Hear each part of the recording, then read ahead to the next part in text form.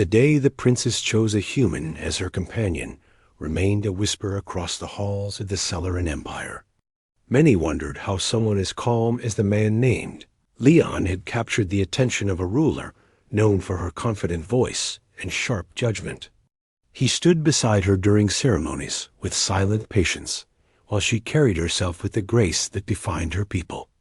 To the public he seemed plain compared to the shining forms of the highborn.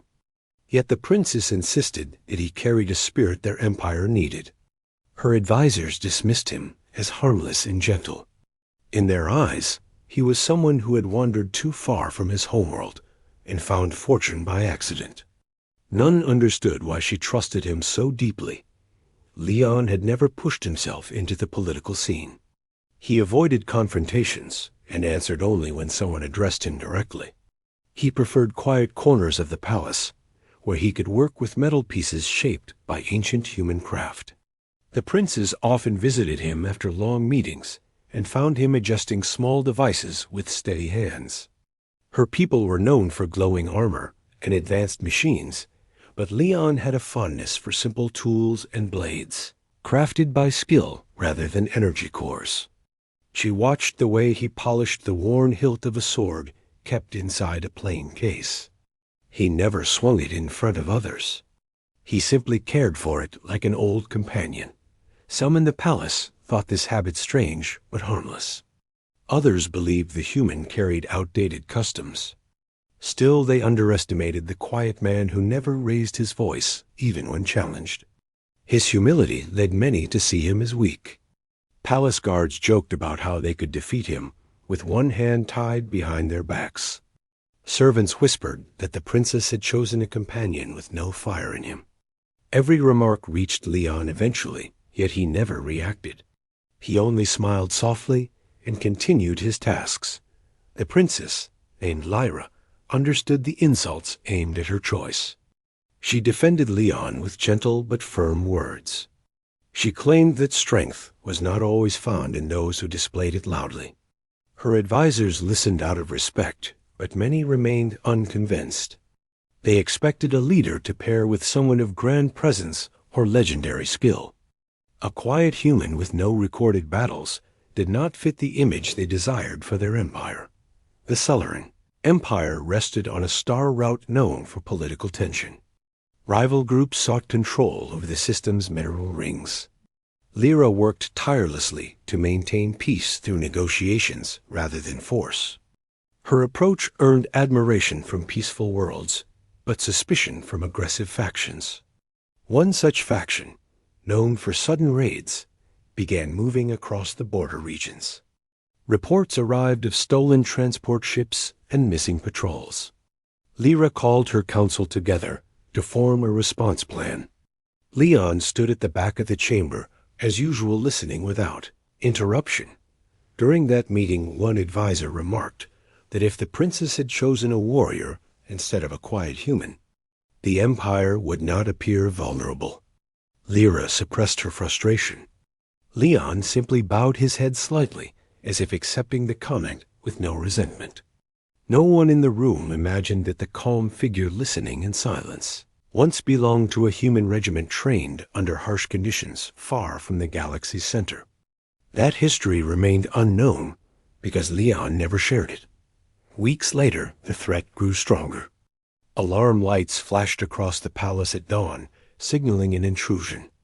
The enemy faction had launched an unexpected strike on the capital. Shadow-like ships cut through the clouds and released squads of armored fighters. The palace guard scrambled into formation. Lyra stood on the balcony overlooking the courtyard with determination etched across her features. She ordered her commanders to protect the citizens first. Leon stayed behind her, watching the incoming forces with calm steadiness. Explosions echoed through the lower streets as the enemy advanced. The palace shook slightly with each impact. The guards prepared their energy blades and rifles. Lyra glanced at Leon, wondering if he felt fear. Instead, she found him studying the enemy pattern of movement with unusual focus. She sensed a change in his presence, subtle but unmistakable. Before she could speak, The enemy breached the outer gate. Dozens of armored intruders entered the courtyard, forming a wedge formation meant to overwhelm defenders quickly.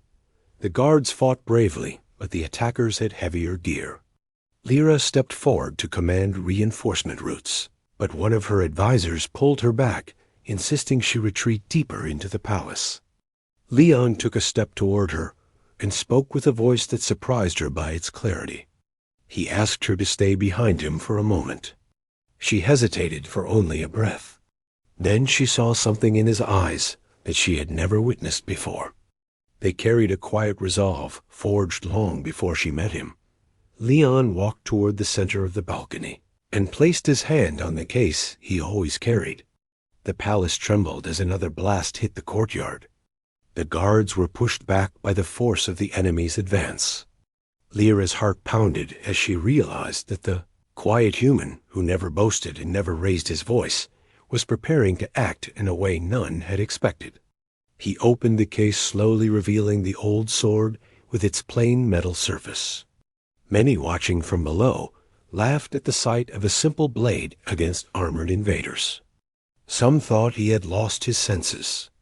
Others believed he was offering only a symbolic gesture before stepping aside. Then he drew the sword. The moment the blade left its sheath, the air around him shifted.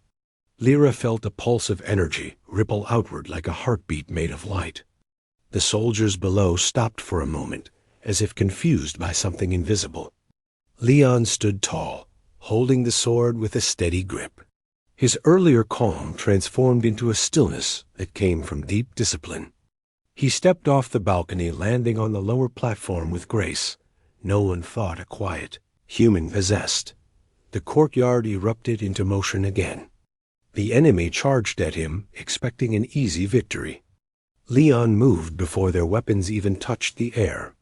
The blade in his hand cut through the space with precision. He struck with fluid steps shaped by training he had kept hidden.